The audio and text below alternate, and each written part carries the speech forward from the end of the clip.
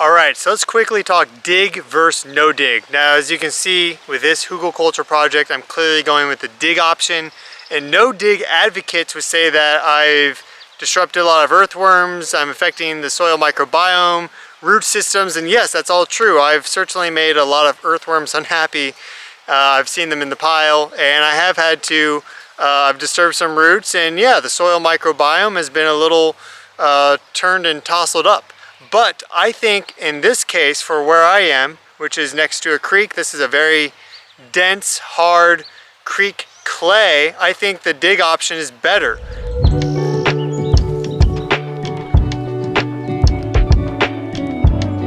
Hello and welcome everyone, my name is Stefan and today I'm going to take you through a complete start to finish Hügelkultur creation. This is a large non-Hügelkultur raised bed I created last fall, and besides the abundant Lamium purpureum along the sides, along with some radish and kale plants now flowering that made it through the winter, the beds are mostly empty at the start of May. I left the kale and radishes for pollinators to enjoy and for seed harvesting. This year, I'm expanding the garden with new Hügelkultur beds to increase produce yields while reducing watering requirements, as I want this garden to be easy to maintain for my aunt and father. A Hügelkultur mound is a permanent earthwork designed to reduce water requirements while increasing produce yields through the use of buried forest products like logs, branches, and sticks.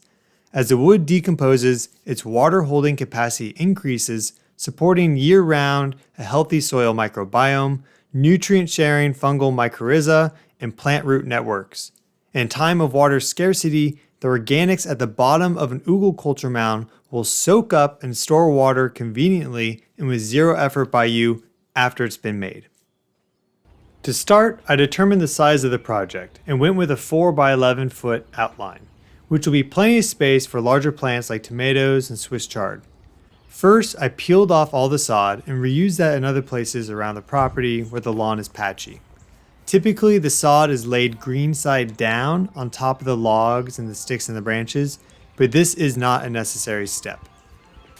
After I removed all the sod over a couple days, we experienced a few days of rain, which loaded up the clay soil I had to dig out with a ton of water. This made breaking ground easier, but overall everything weighed much more and got pretty messy because of all the mud. In total though, it took just a few hours spread out over 2 days to excavate this 4 by 11 foot area by hand to a depth of 18 inches.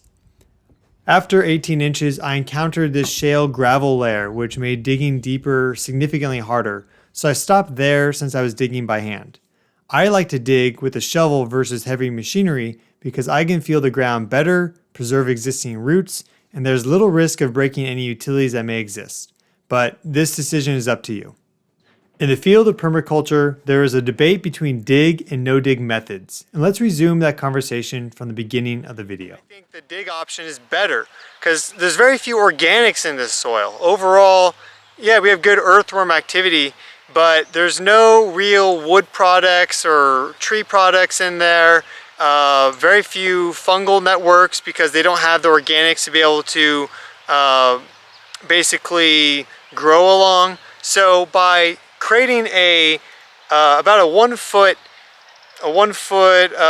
trench there, I'm able to lay these organics in, create really big, broad, healthy fungal networks, give the earthworms a whole bunch of food to munch on. The microbiome is going to love all that stuff, and I also build out water holding capacity. Clay desiccates, and while we just had some really good rain, overall, with time, clay will dry out.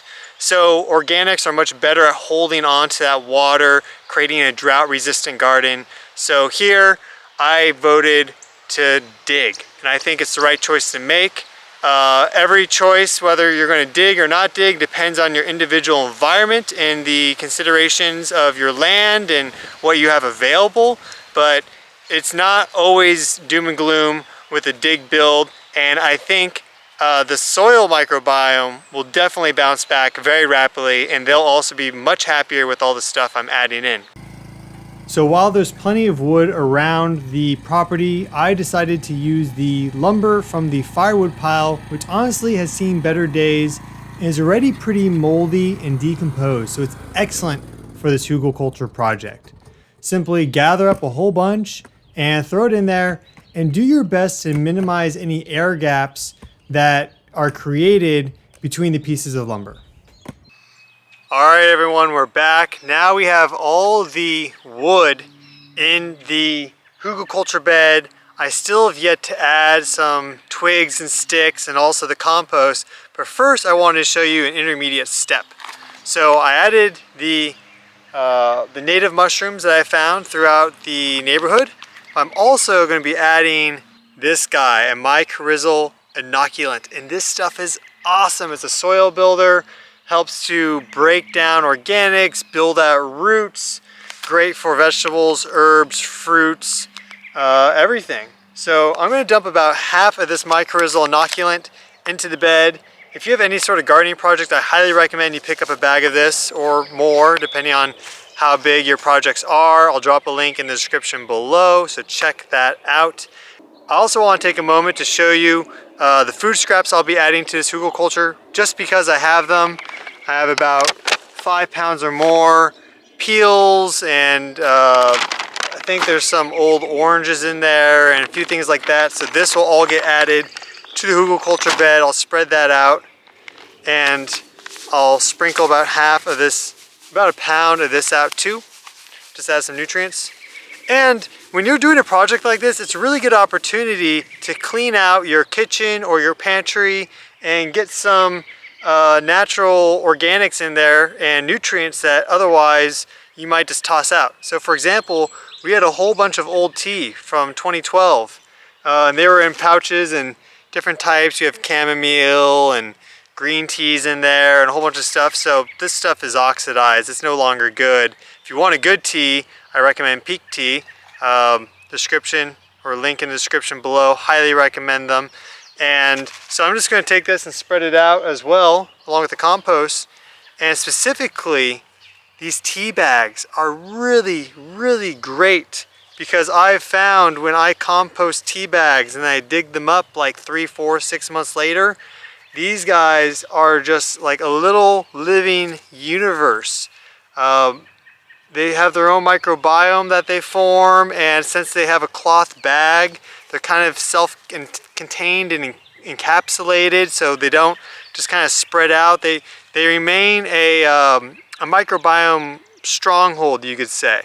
So tea bags are really great. So these are all old tea bags. I mean, the stuff in them is probably no longer good, just oxidized. So I have a whole bunch. I'm going to spread them out, and that's another good thing you can add into your raised bed or Hügelkultur projects, because you're trying to build a very diverse microbiome and ecosystem. So we have, for example, we have the wood here, which is going to be kind of like base nutrient, and also the base like living area for a lot of these creatures. They'll be able to dig in there and create all their little homes and feed on the pulp and this and that. And we will also have the tea bags to be sort of some of these like microbiome strongholds, and then we have the food scraps to add nutrients and potentially some seeds, and then the mycorrhizal is just that soil builder, root enhancer, all that stuff. Twigs for more fine-grained material, compost, leaves, and also grass clippings and some other organics will be layered in here. And then I will take all this clay, sift out the large rocks, and then layer it back into here and create probably a raised mound similar to what we have over there. So this is the intermediate step, and it's a fun one because it's cool seeing, it's cool interacting with all this wood and, you know, breaking it apart. So it's so soft. Just really crumbles nicely, has excellent water holding capacity. So this is a really exciting project because this thing is going to be an excellent vegetable and herb bed for years, decades. It's really going to go well. I think this overall is going to be the most productive and healthy soil in this entire plot of land. So it's time well spent and work well spent.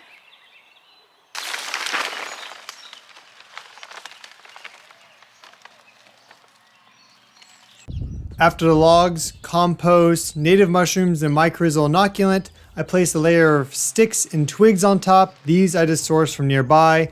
And I also spread out a whole bunch of compost. So this compost I actually created last year.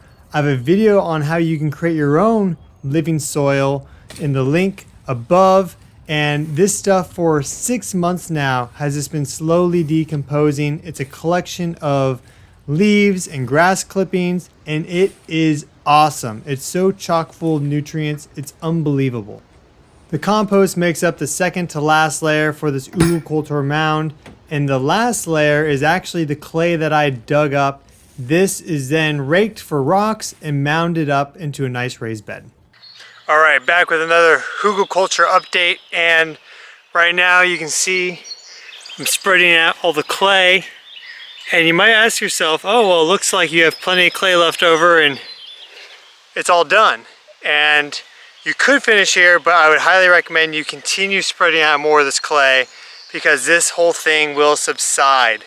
There's plenty of air pockets in there, buried amongst the logs and the twigs and the sticks. So you definitely want to mound this up, and there will be clay left over. So I will form a clay pile, just a dirt pile somewhere else on the property, but I do want to try to get probably about 75% of that clay into this plot and to go ahead and mound this up, because when it's nice and mounded up, it will then subside to flat, or maybe it'll still be raised.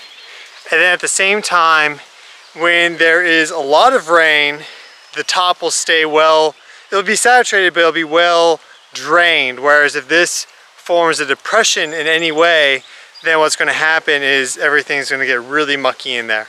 That's not what we want. We want the tops of the plants to stay like the very top of the root system, where it actually then starts to vegetate out. We want that to be nice and dry for the most part. So I have some more work to do here. Afterwards, I'll take that clay and I'll just pile it up somewhere, and then I'm going to plant. Today we're planting, so I'll show you the plants that we got. And some of them are going to go into that Hügelkultur mound. Others will go into some of the other raised beds behind me. But here are some of the lovely, lovely plants that we have ready to go in.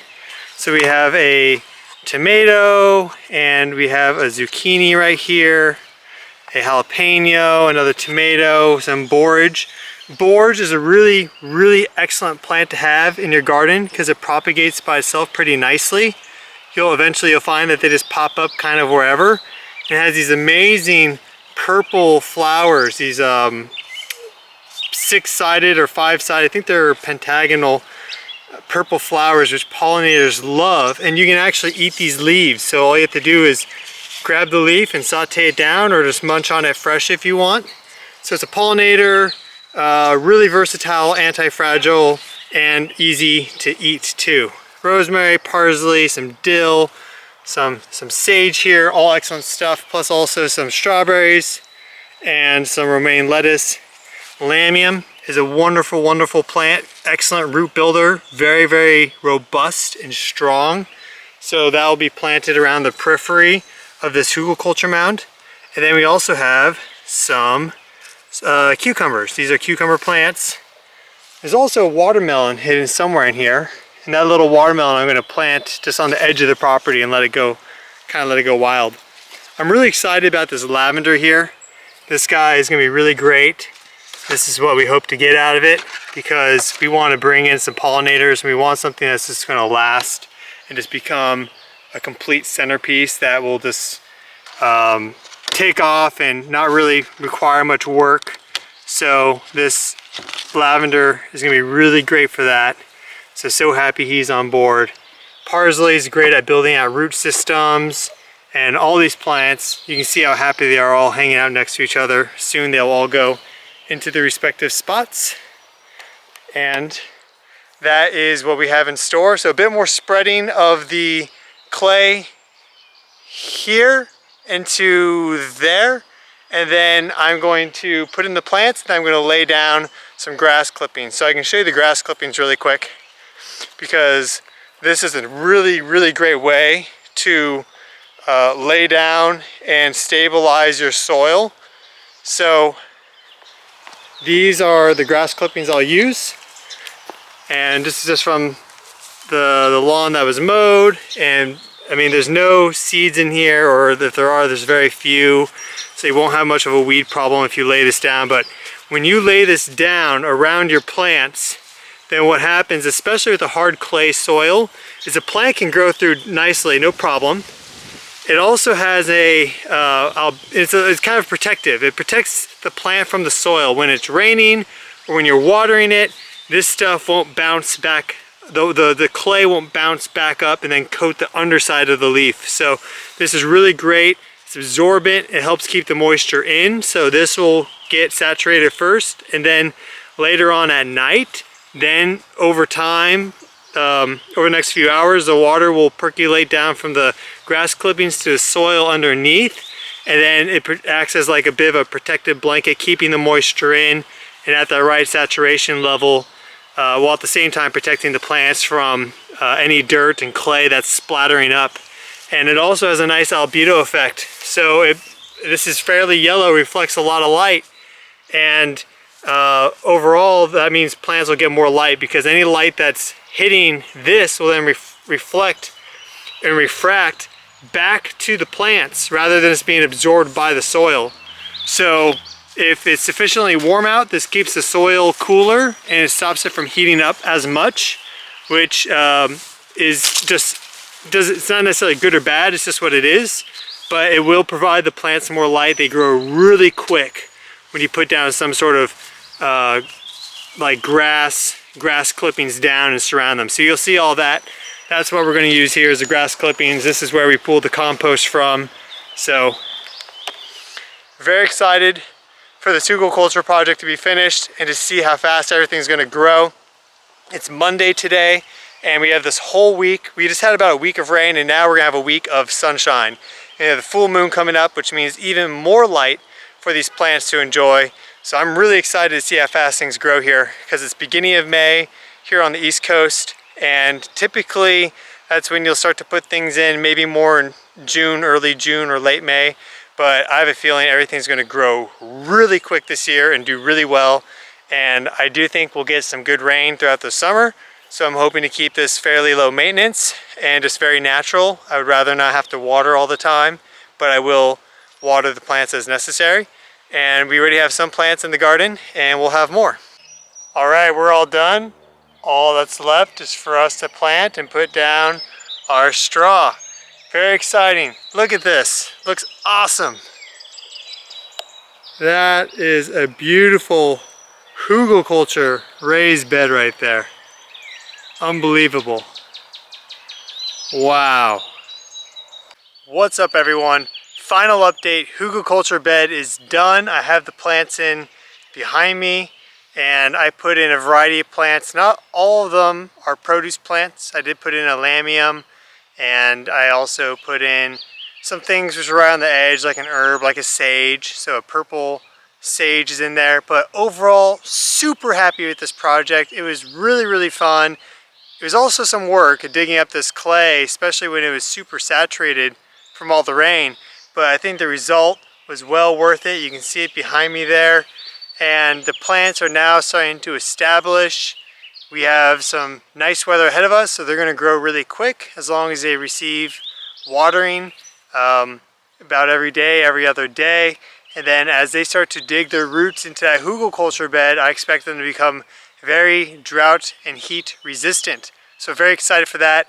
Thanks for watching the full video. I hope this was helpful to you in seeing how you can make a Hügelkultur bed using just a little bit of hard work, a shovel, and maybe potentially materials around your home or your plot of land. It's really easy. Just collect any spare wood that you have, sticks, twigs, compost, leaves, any organic materials. Basically dig them down, cap them, and then put in your vegetables. So overall, I think this is going to be a highly successful garden bed, and it's now expanded the footprint of the garden in general here. So excited to see what's going to happen. I will be sharing Hügelkultur bed updates and just garden updates in general as the season progresses.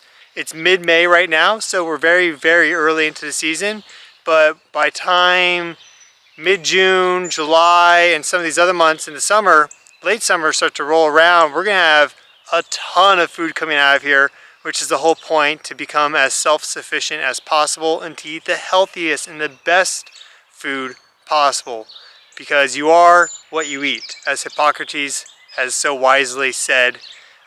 So thanks again for watching. I encourage you all to start a garden, or at least if you don't have the space for a garden, have some plants in your house. Learn to grow your green thumb. Anyone can have a green thumb. I truly believe that. Just put yourself into the shoes of the plant and think, what would I want right now? Would the plant want more light, or would the plant want a little bit more water, or maybe it needs a bigger pot, new soil, right? So just think of what the plant wants, think of what the ecosystem wants, and I'm sure you'll be successful. And if you do have the land, I hope you put in a Hügelkultur bed, or at least some raised beds. I have a video on how to create an awesome raised bed here. You can watch that.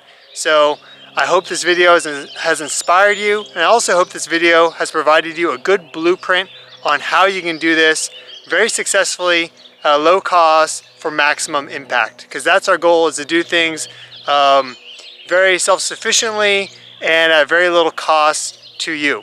So with that, I wish you the best of luck, bless you all, and I'll see you all in another video.